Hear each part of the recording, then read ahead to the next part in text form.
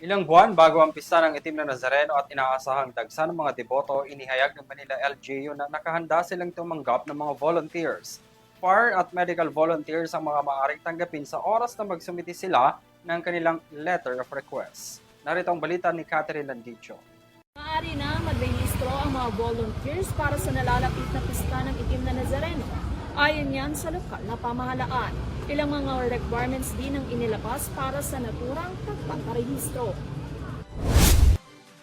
Nagbukas na ang Manila City Disaster Risk Reduction and Management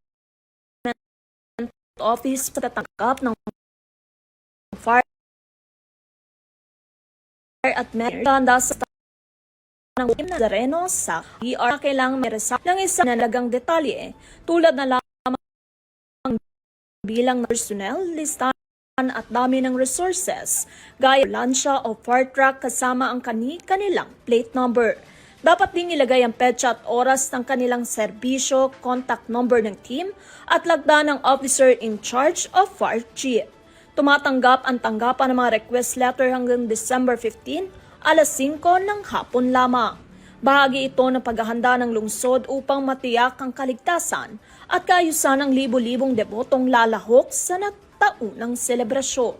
Para sa UTV News, Catherine Landicho sumasaludo sa bawat